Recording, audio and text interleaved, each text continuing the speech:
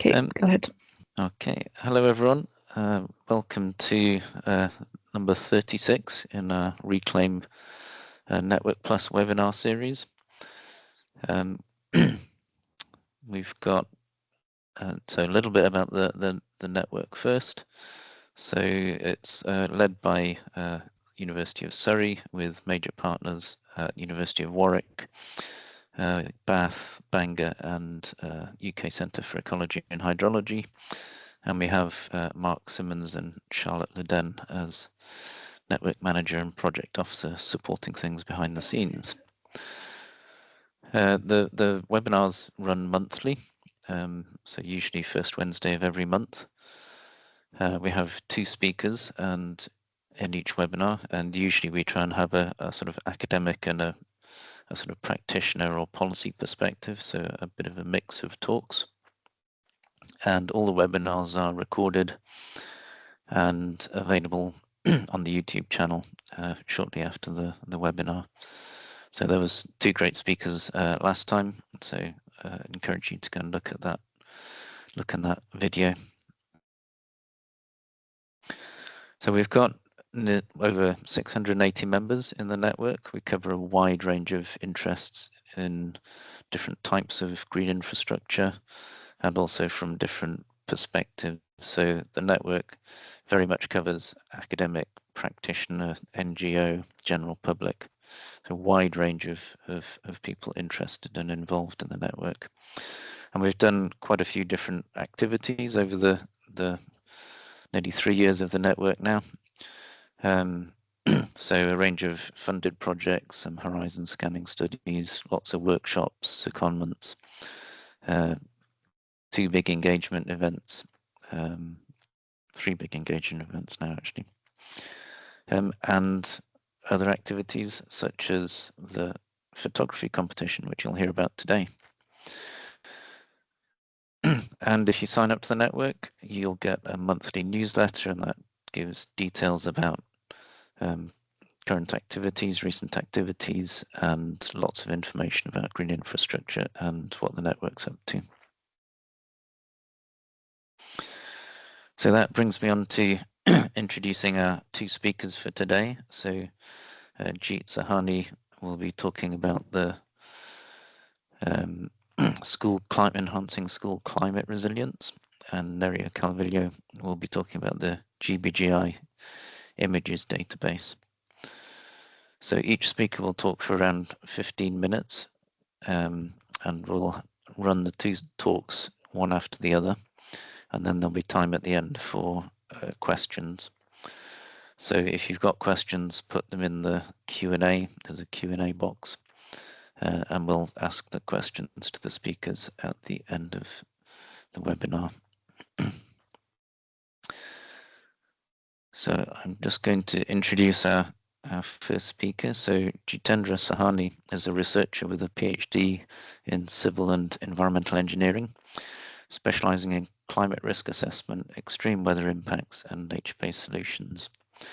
He's got a background in MSc Environmental Science and a BSc in Biochemistry, and his expertise includes statistical modelling, GIS-based vulnerability mapping, and environmental health exposure assessment. Jeet is a postdoc at the University of Surrey, studying citizen science and sustainable urban environments. And his work integrates data science, environmental monitoring, and public perception to inform climate adaptation strategies. So I will hand over now to Jeet to start sharing slides and give you a talk. Thank you very much, Lawrence, for this introduction. I will start sharing my screen and present for today's presentation.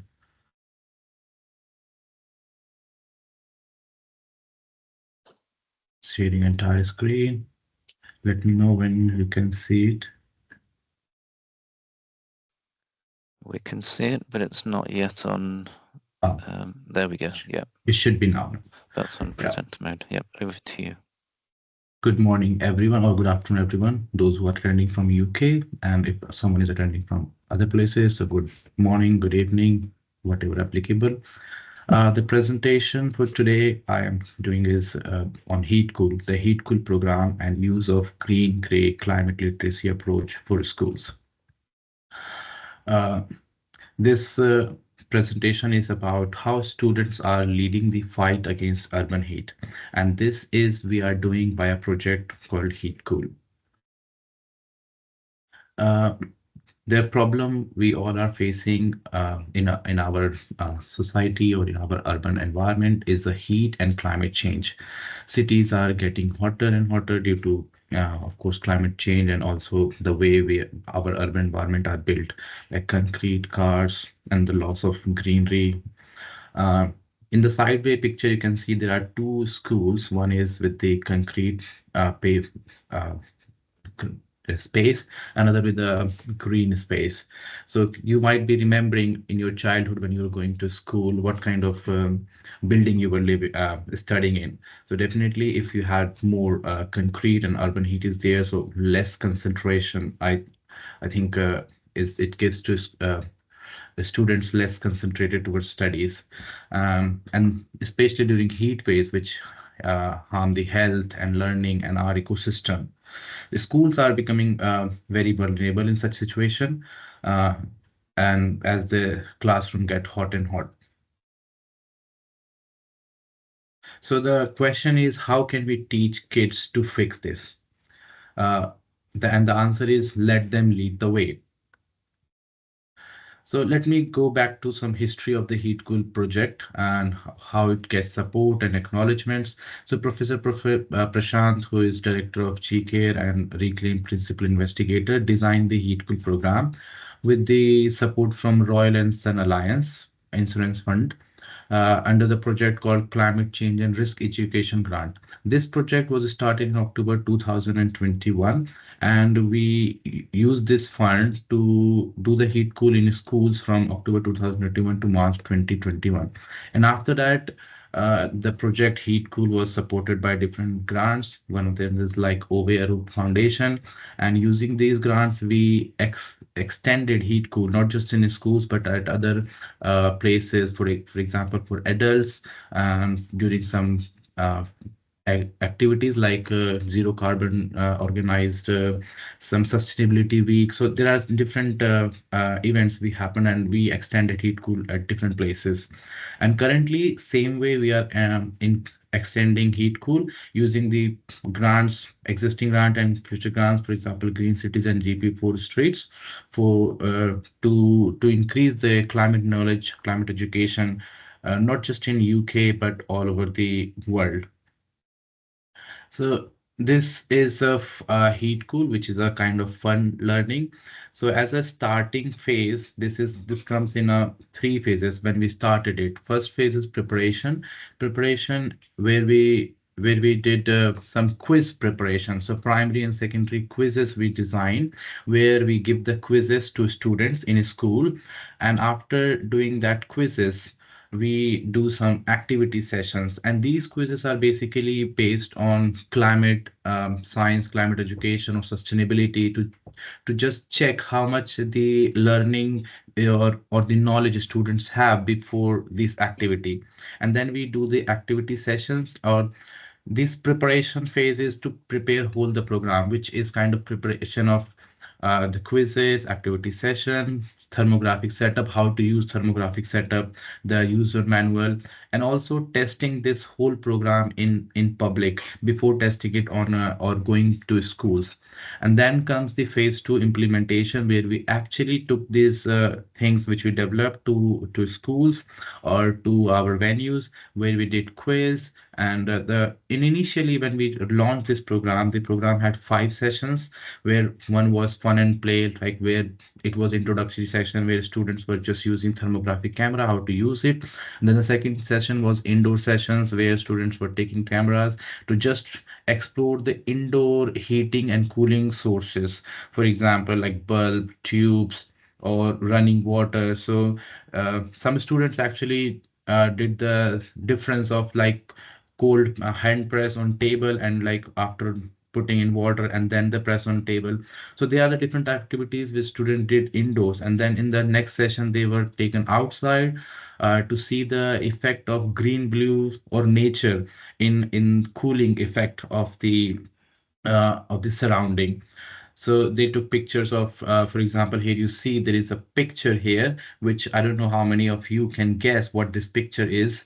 So I will tell you this picture is branches actually. The red part are the trees, where the blue part are the leaves of the tree, which can show you how trees are actually cooling the surrounding and by evapotranspiration. And the picture on the thermal camera on that iPad is like building where it's red thing, so it's quite absorbing heat and radiating. So it kind of shows a contrast between the concrete or the urban environment which absorbs heat, whereas the nature green blue solutions help reducing the temperature.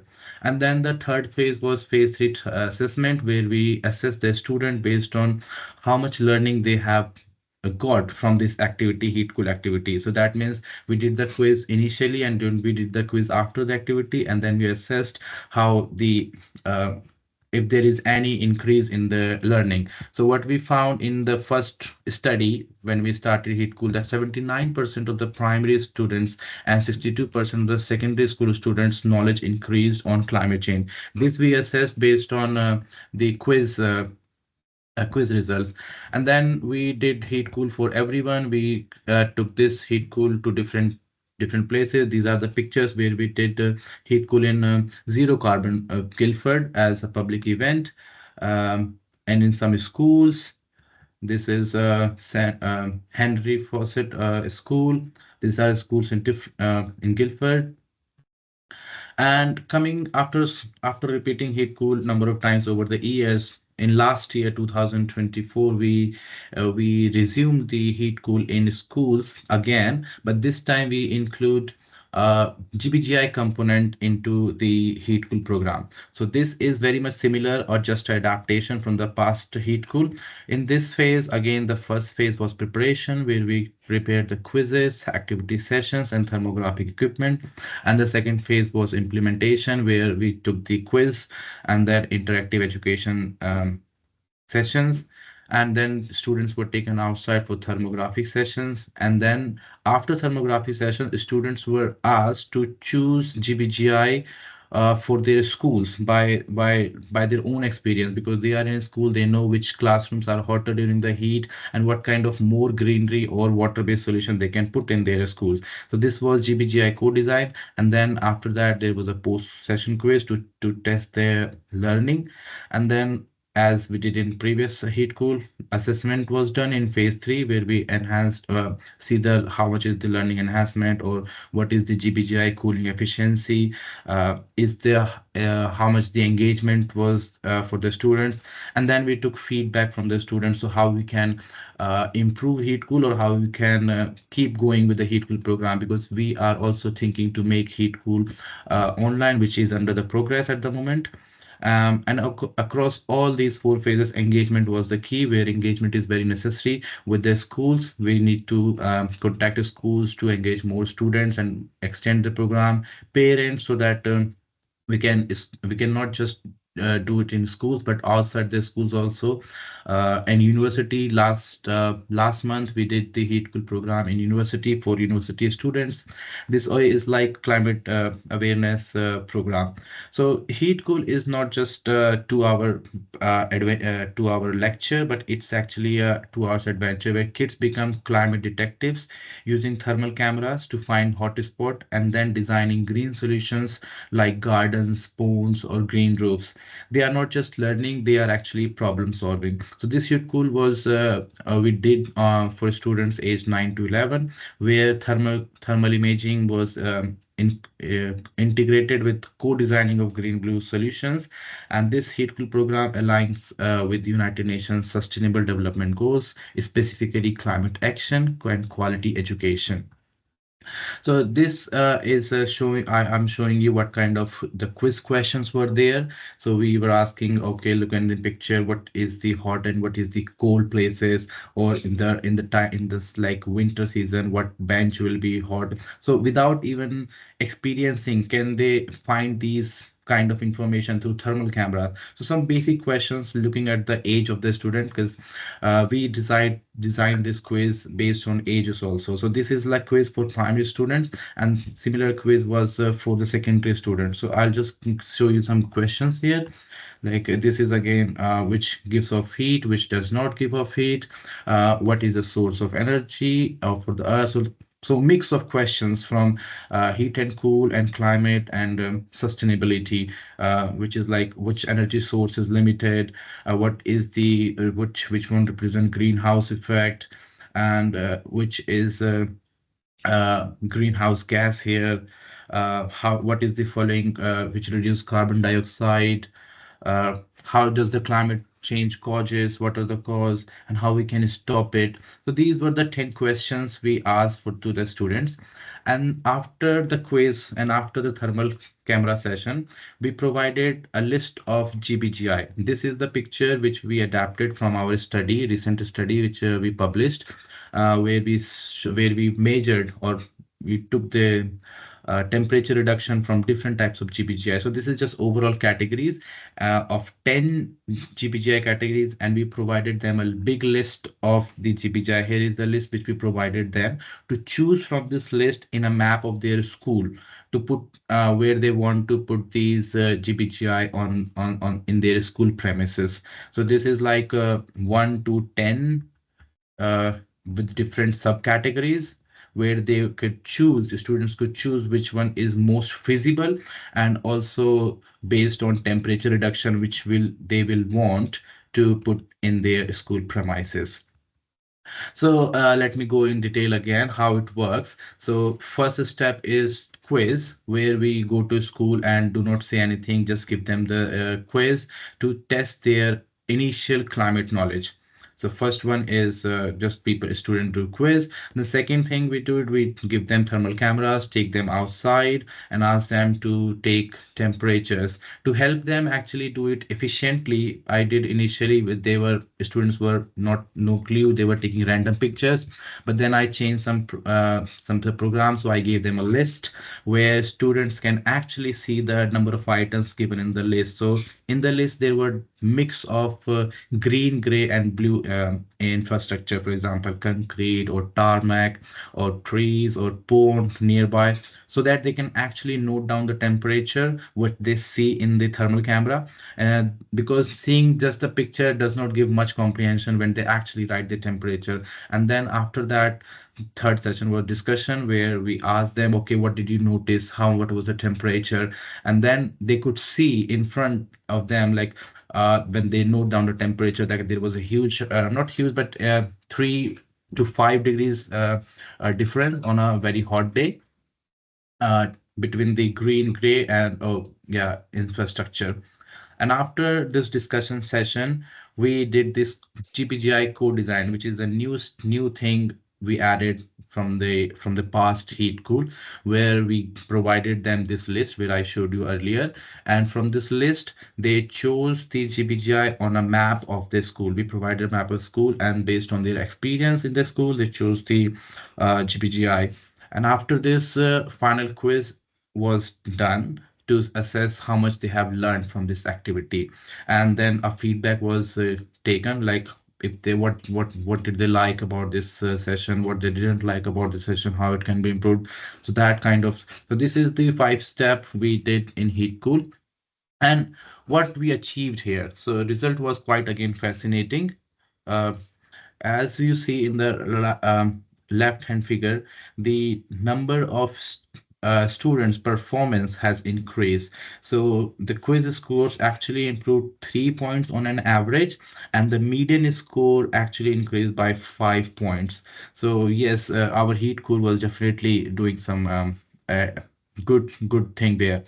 And regarding the cooling efficiency of GBGI, we can see we categorize all the thermal images which a student take in different categories. So here in the figure, right hand side figure, you can see miscellaneous where there are everything on the picture, then humans, outdoor sports, non-GBGI, objects, ghost print, structures, motorized vehicle, natural GBGI. So these kind of categories we made out of the things which students covered in the thermal cameras, and we found out, and then we took the average temperature in a thermal image, and we found out that the because this is the average, so GBGI was still 1 degree cooler than the concrete. Of course, it can be more cooler, but this is like average temperature and also from thermal images.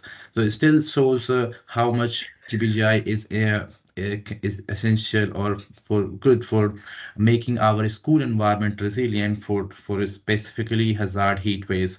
And overall, 82% of the kids demonstrated either neutral or positive climate knowledge enhancement.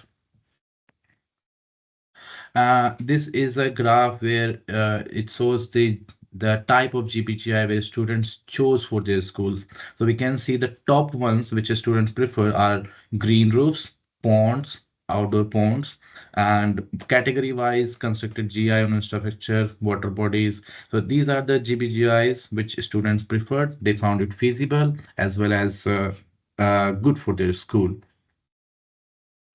For feedback analysis, the feedback which we gathered from the students, we categorize those feedback in three categories, where like some comment were like positive comments, some were negative comment, or some were neutral comments.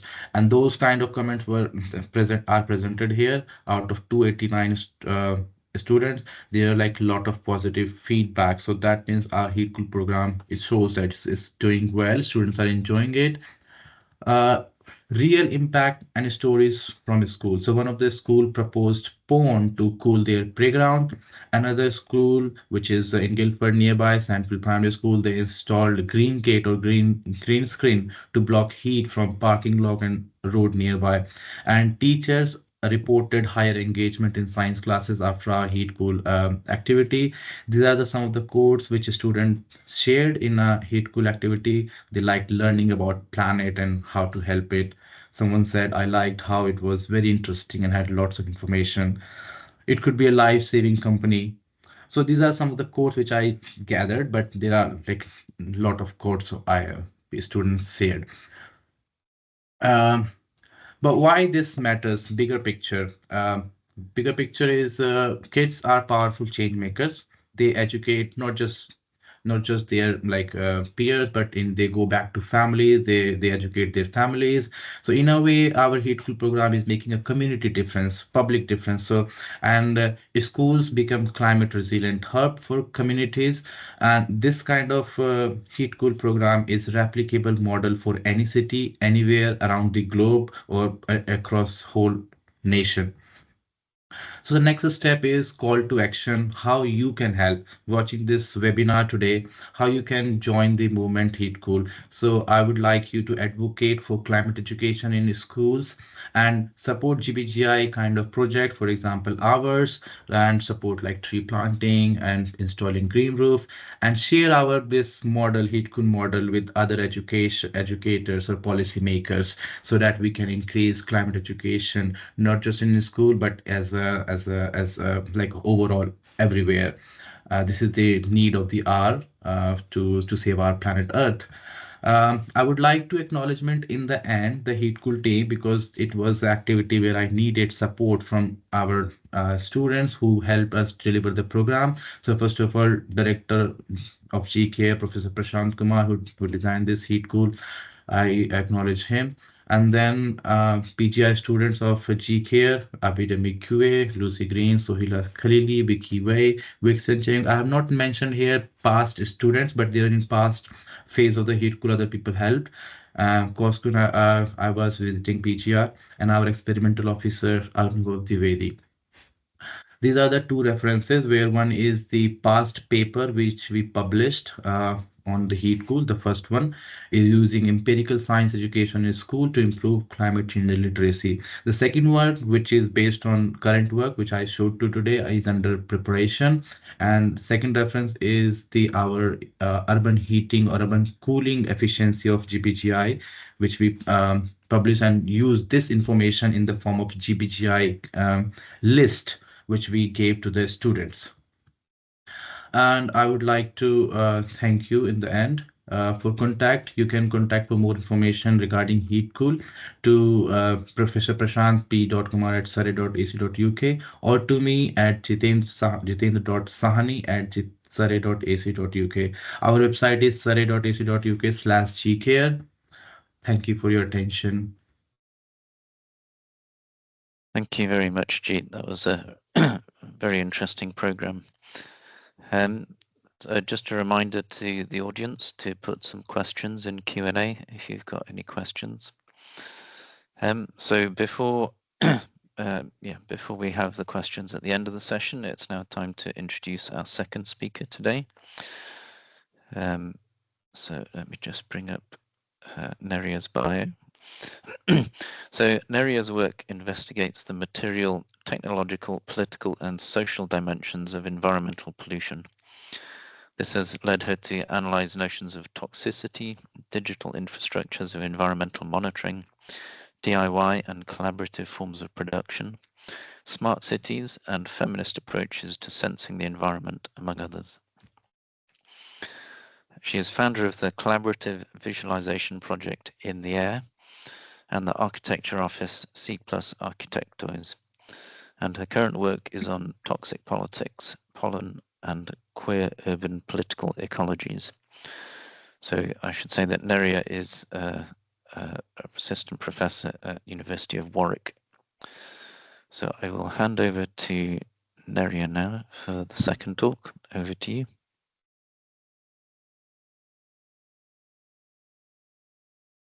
Hello, everyone. Thank you, Laurence, for your kind introduction. So I am going to speak about the contribution that we have made to GBGI in relation to the images that we have of our green and blue infrastructures worldwide. And this came from a very practical question. When we were at the beginning of the project, I would say, when we were trying to find images to illustrate our projects, our activities, and what we identified was that there were very few in the open source realm. And then the second one was that, as you can see here on the left, for example, or down below on the left side corner, is that most of these images are idealized versions of what green infrastructures are. But actually, they tell us very little about how they're used in their everyday. They don't tell us much about different climates because they tend to be these temperate green contexts, but actually that doesn't represent, obviously, many other contexts. And we realized that actually images are not only illustrations of something, but actually they can allow us to understand better how GBGIs work, and more importantly, I would say, how they can be imagined in the future. Because if we want our databases to be useful for policymakers, designers, and citizens to plan and design their environments, then we might also need visual references on how they are and how they could be differently. So in order to bypass this lack that we identified and contribute to the community of open source images with representations that were closer also to the theme of the Reclaim networking grant, which was Forgotten Cities, we decided to produce the images ourselves. And we did this in two ways. One was to launch an international photography competition, and another one was to commission 3 photographers at different stages of their careers and located, based in different areas of the UK that receive less funding for green and blue infrastructures, to look around at their own towns and cities and register what they were seeing. This happened under 2 main premises. One was that we would use the same GBGI typologies that we are using for the systematic reviews, for example, on the benefits of green and blue infrastructures, on flooding, or on heat reduction, as we have just seen. And here on the right, you can see a close-up of how these tables look like and how detailed the typologies end up being. So either the commissions or the photography competition had to try to describe all these different types of spaces. But also we thought that it would be useful to contribute, as I mentioned before, to the open source community, because if we found ourselves without references, then we were pretty sure that other researchers, councils, schools, as we just saw before as well, were feeling this lack as well. And of course, there's images that one can pay for, but they tend to be, again, these idealized versions. So we decided to use Wikimedia Commons, which is the sister from Wikipedia that is just for images. So the competition was launched officially internationally in 2024. And as we figured out, it was the first GBGI Photography International competition that was launched. And we had to develop the procedures, the webpage, everything from scratch, which was a lot of work and also a challenge, but really fascinating, how to communicate and engage people with this new question that we were posing. And we were fascinated because we received more than 350 entries from more than 25 countries, and almost all the typologies were registered. Of course, some more than others, so parks are very common, but bioswales, not so much so. But something that we learned was that people learned about GBGI just by participating in the competition, because they had to go through the table and understand the differences between some that might not be part of the general knowledge on what a blue infrastructure might be, for example. We had I was representing Reclaim, but we had this international jury panel, which was composed by Gonzalo Herrero Delicado, Lucia Pietro Justi. And something that was important was to make this professional and amateur, but let's say that to make it a competition that would qualify also as an arts/photography competition. Therefore, there was something about the quality of the images that was important. So we would be bridging the sciences with the different categories, but also how to think about them as contributions to artistic context as well. So these are the results of the competition. These are the winners. The jury decided to kind of conceptualize different categories because, of course, best image doesn't make sense if we are giving a lot of criteria, and also the Reclaim network had a very specific angle, let's say. So it was not just about full natures, but as I mentioned, natures in their own context, understanding that they're maintained, that they have humans inhabiting them. So as you can see from the winners, for example, and I will stop slide, let's see. So we rarely have humans, we rarely have the communities that are less visible using these spaces, or that are literally absent for many different structural reasons. Access, representation. There's lots of reasons why certain communities feel excluded or are excluded from these places. Then trying to rethink what other natures are. So how can we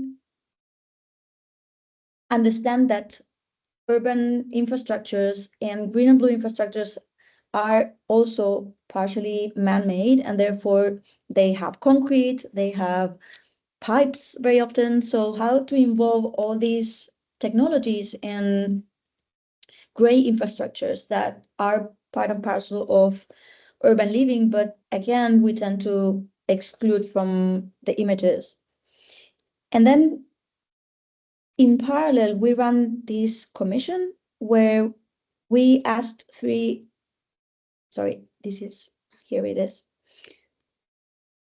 where we asked these three photographers to try to register all the typologies from their own context. Some was their own hometown, some others had to travel a little bit. Something that was fascinating was to identify how much the weather affected their own experience.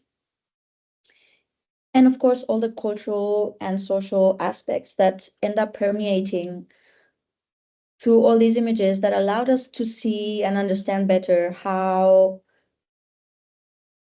these GBGI operate in practice and in the everyday. So Alicia Bruce was in Edinburgh, near Edinburgh, and she's interested in understanding the difference between, actually blurring the difference between the artificial and the natural. Alistair Devlin was using drones to look at GBGI from different perspectives and understand how, depending on the scale, the size, but also the position of the camera, we might have different experiences of these infrastructures. And also, he's very interested in using the plants to process the film, so that there's something about the materiality, as you can see in these images, there's something about the materiality of the landscape itself that ends up being part and parcel of the image itself. Alistair works at the intersection between professional photography and art practice. And then Robin uses a really interesting process of community engagement, but with his own circles. So friends of friends, and then relatives, and then just people who he meets at the places where he's taking the pictures, and then has a conversation. So, but we were very interested in his way of portraying and recognizing the variety of users that actually enjoy, occupy, and live in these spaces. And something that was exciting for us to see was that the results of both the competition and the commissions got selected by the International Architecture Biennale in Rotterdam the same year, last year.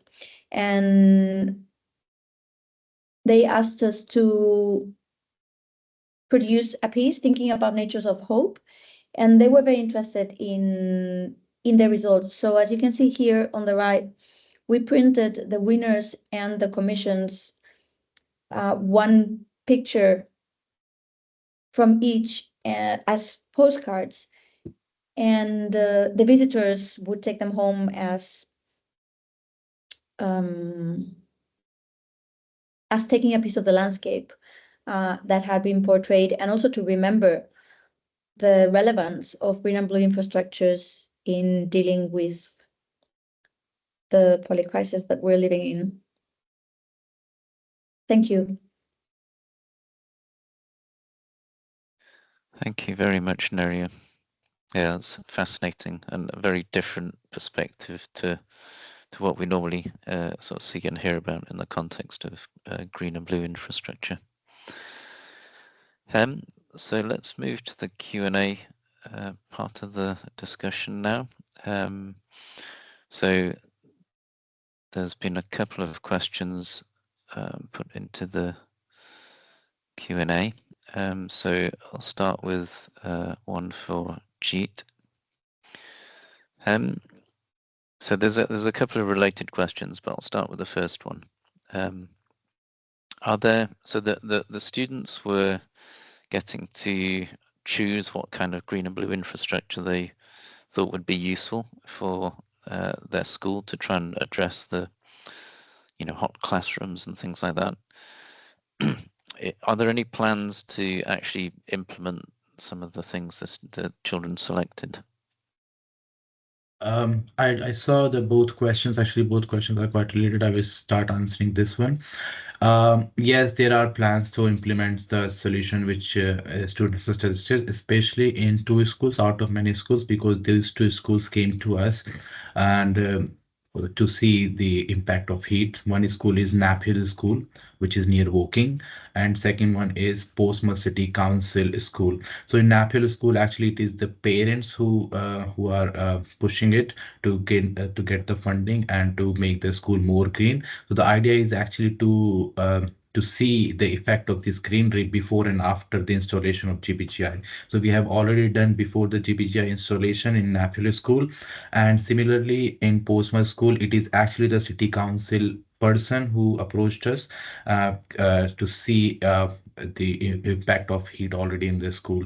So Portsmouth School, we have to follow up with the Portsmouth School and both schools to see the actual implementation of GBGI. And regarding second question, which Lawrence can ask, and then I can answer. Yeah, let's move on because it's related and it's basically around the funding. So, where's the funding likely to come from for these for actually implementing GBGI in schools? Yes. So currently we are not directly involved with the funding. We let schools or the city councils to deal it separately, because we are researchers. We just try to do research and show them the results. So, and the funding part they do by themselves. Regarding our local school, Central Primary School, so we showed them the effect of greenery in terms of air pollution and heat reduction, and these are school who vouch for their funding themselves, and which they managed to put a green gate and green screen in their school. So we help them in securing the funding, but we do not actually we are not going directly involved with the funding required for installation such in green blue infrastructure in schools at the moment. Thank you. So there's a comment perhaps or a question for Nerea. So I'll try and turn it into a question. So really interesting observations by Thomas Bleicher, saying the images were quite unexpected and it kind of felt like a documentary. But a particular comment on golf courses, and some are accessible to the public, some aren't, and a sort of observation that perhaps the way golf courses are managed doesn't necessarily make them an ideal component of green space in cities. But if you look at aerial imagery, golf courses they take up a lot of area actually, often around the sort of periphery of cities. So I was just wondering if you had some sort of thoughts on that observation, Nerea? Yes, thank you. It's a very good one, and one of the things that might be useful to remember is that these are images that run in parallel, let's say, to the database that Reclaim is putting together on the benefits of different green and blue typologies. So when looking at those parameters, water consumption, what they do for flooding, what they do for different challenges, different urban challenges, the objective is that whoever needs to make a decision or design a new project or imagine a new project can look at this database and make those decisions. What the images aim to do is to show that there's other ways of doing it. So as you mentioned, some are open to the public. Some try to use plants that are local and don't require so much watering. Some others are trying to use sand in different in climates where water is very scarce. So what we are trying to do is to proliferate the references so that when someone, because my experience as a designer is when one says, well, let's do it without these lawns, green lawns, people don't have references. So they go, well, I've never seen it, therefore it must not be good. But the advantage of having images and references of other ways of doing things is that one can get inspired by them, but also use them as evidence that there's other ways of doing things. So yes, that'll be my approach to all the typologies. Actually, we're not necessarily qualifying which ones are better or worse. We're trying to show that there's many different ways of doing them, and some others are way better for the environment and for people living around them than others. Thank you, Nerea. And perhaps just to follow on with that idea, so I've spent time, looking for pictures of typical urban green space, and all the same type of images come up. So the work that Reclaim has done on this is very interesting, and I noticed a lot of the images came from developing, less developed countries, rather than. So I don't know if that was a deliberate choice, or was that because that perhaps fitted with this aim of Reclaim of having, the sort of forgotten side of cities. So was that a deliberate choice, or was it kind of a sort of emergent property, if you like, of the entries, that actually that was where more of the interest came from?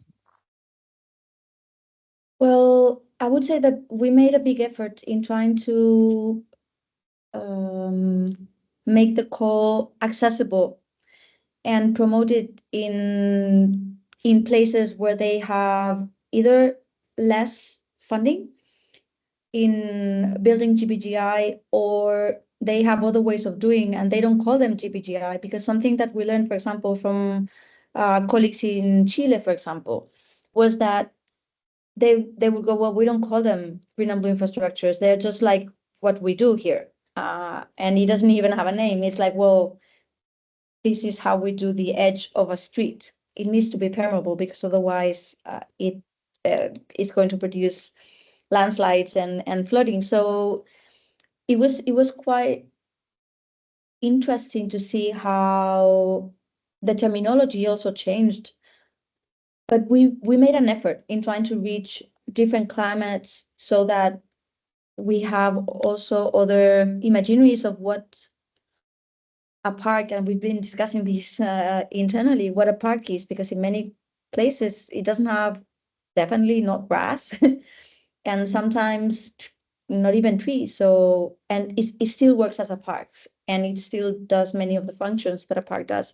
So, but I think there was something about the way in which the call was worded, I would say, where we were very clear that we wanted forgotten cities. So we don't want Central Park in New York. It's been already portrayed so many times. And I think people picked up on that. And something that was beautiful was to see that there were some very, very small towns in Syria, for example, or in massive towns in China with these developments, but actually they're doing something like really, really neat and care for at different scales within their own allotment. So we got a very wide variety also of what forgotten cities might mean and how people interpreted them. And apologies, I didn't catch. Did you mention the Wikimedia Commons aspect as well? So lots of public also sort of deposited images of their own. Did you mention that? Yes. So, but maybe not enough. Thank you for the reminder. So another thing that we identified very early on is that most images one has to pay for, right? There's very few good images online that are open source.